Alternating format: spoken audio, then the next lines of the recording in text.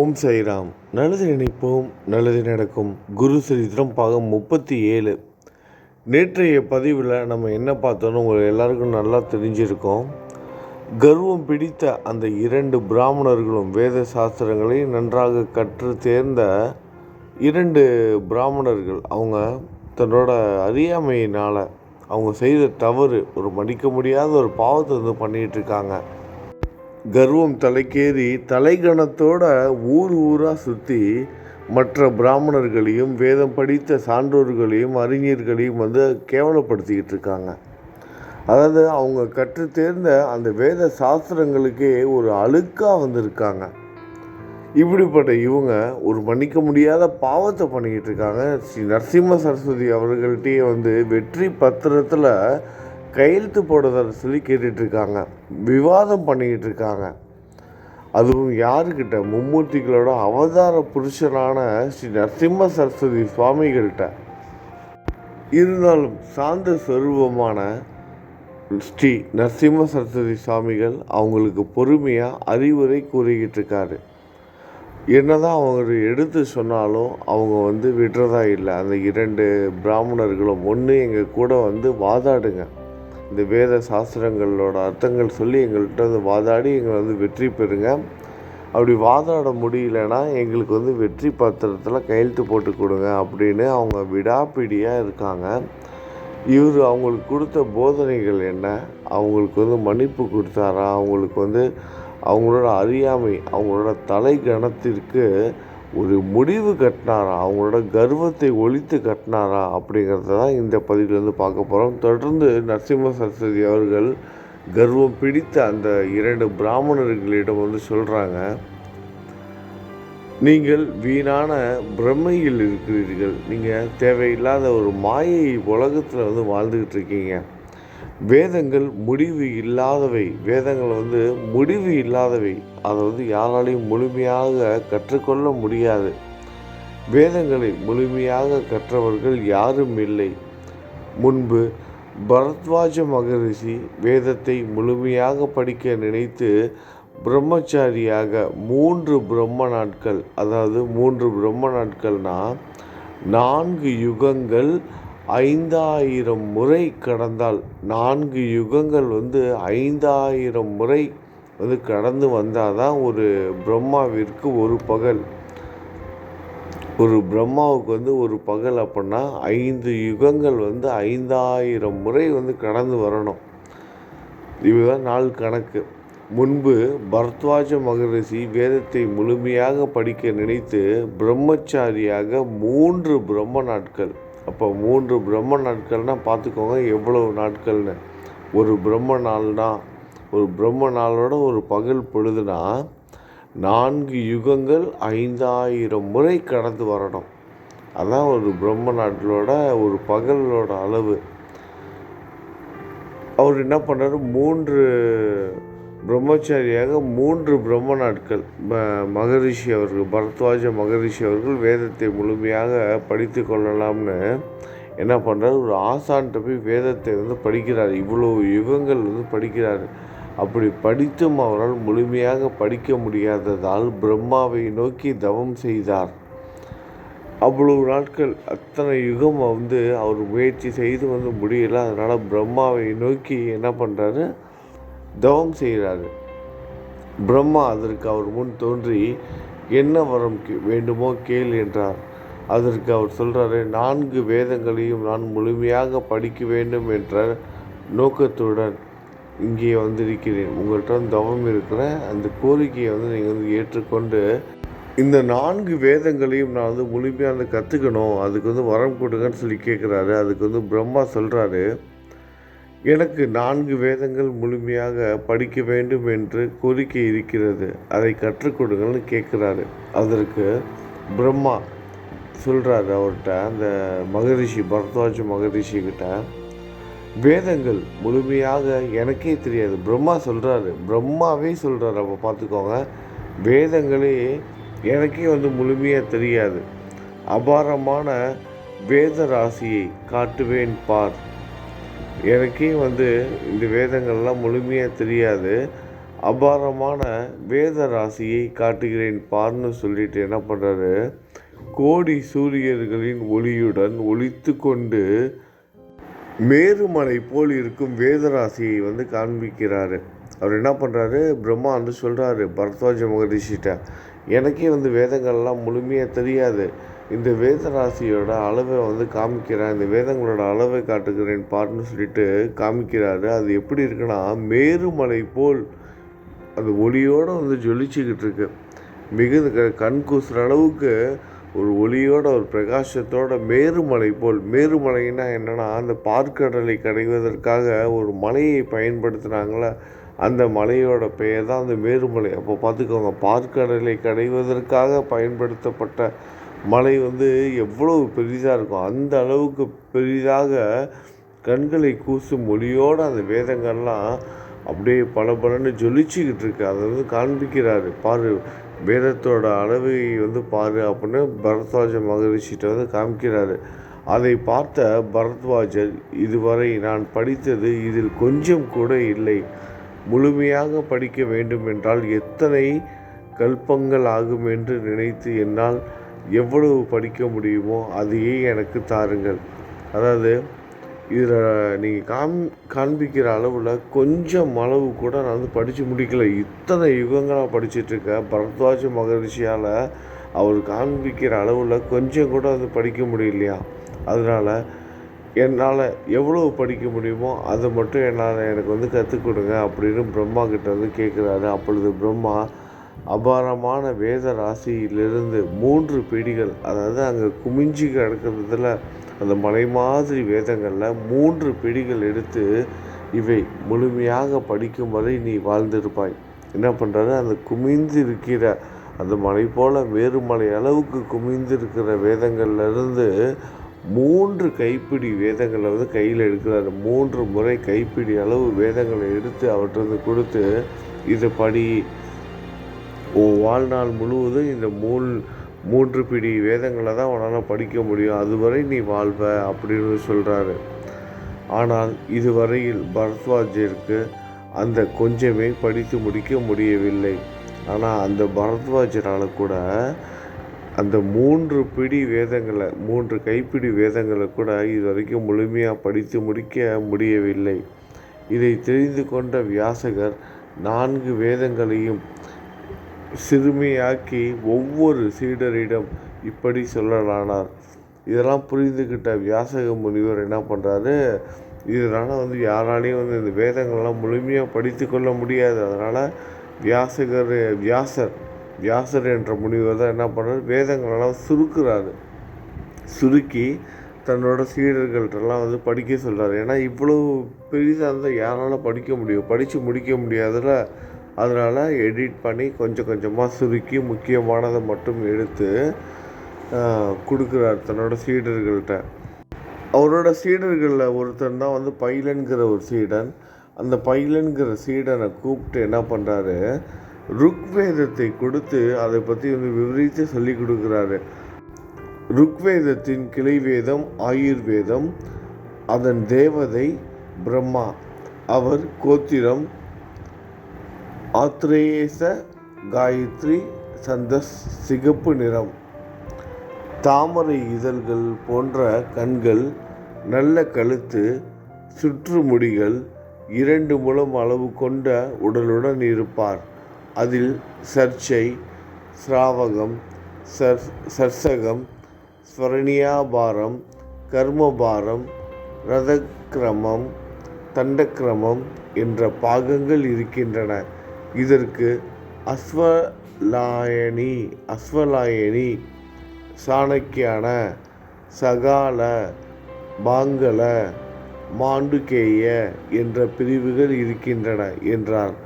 காலகதியில் ருக்வேதத்தின் நிறைய பாகங்களும் பிரிவுகளும் அழிந்து இப்பொழுது கொஞ்சம்தான் இருக்குது. இது எல்லாத்தையும் பொறுமையாக அவர் விவரித்து கூறாரு. காலப்போக்கில் இதுவும் சுருங்கி இப்போ கொஞ்சம்தான் இருக்குது. நிறைய பாகங்கள் கொண்ட அந்த ருக்வேதம் அவர் பைலனுக்கு சொல்லி கொடுத்தார்ல, அதுவுமே இப்போ சுருங்கி கொஞ்சம்தான் இருக்கா நடைமுறையில்.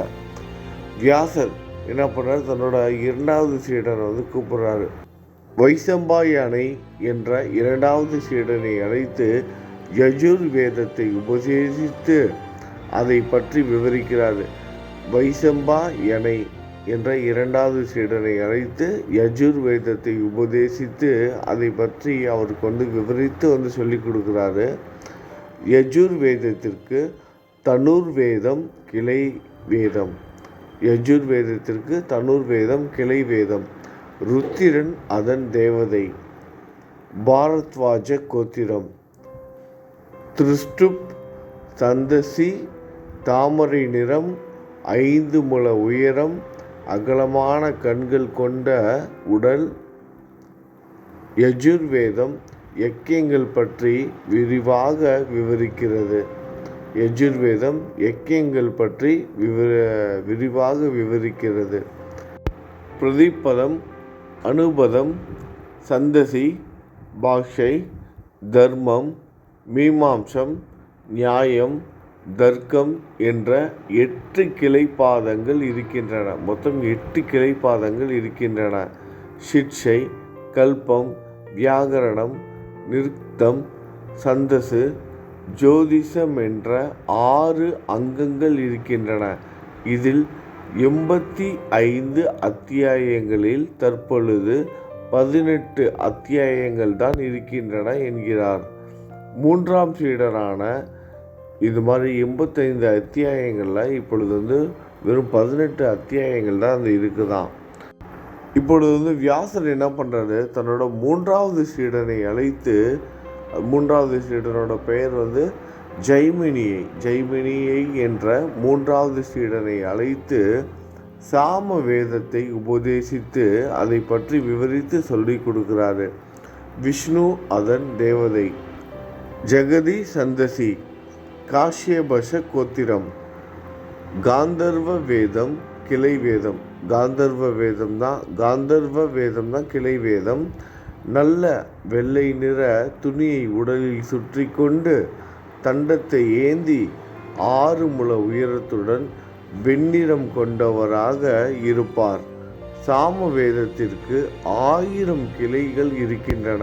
சாம வேதத்திற்கு 1000 கிளைகள் இருக்கின்றன. இந்த சாம வேதத்தை முழுமையாக படித்தவர் அந்த நாராயணனை தவிர வேறு யாரும் இல்லை. சாம வேதத்திற்கு மொத்தம் 1000 கிளைகள் இருக்கான். அந்த 1000 கிளைகளையும் படித்தவர், முழுமையாக படித்தவர் ஸ்ரீமன் நாராயணன் பெருமானை தவிர வேறு யாருமே கிடையாதாம். பிறகு தன்னோட 4ஆவது சீடனான சுமந்தனை வியாசர் அழைத்து அதர்வண வேதத்தை உபதேசித்து சொல்லிக் கொடுக்குறாரு. அஸ்திர வேதம் அதன் கிளை வேதம். அஸ்திர வேதம் தான் அதோட கிளை வேதம். அதர்வண வேதத்தின் தேவதை இந்திரன். திருஷ்டுப் சந்தசி கோத்திரம். பைஜானிகம், தீக்ஷணமான ரூபம், கருப்பு நிறம், 7 முழ உயரம், 9 கிளைகள், 5 கல்பங்கள் உள்ளன என்றார். முன்பு உத்தமரான பிராமணர்கள் தர்ம வழியில் சென்று கொண்டு வேதங்களை படித்து வந்தார்கள். முந்தைய காலத்தில் பிராமணர்களிடம் தைத்துவம் மகத்துவமும்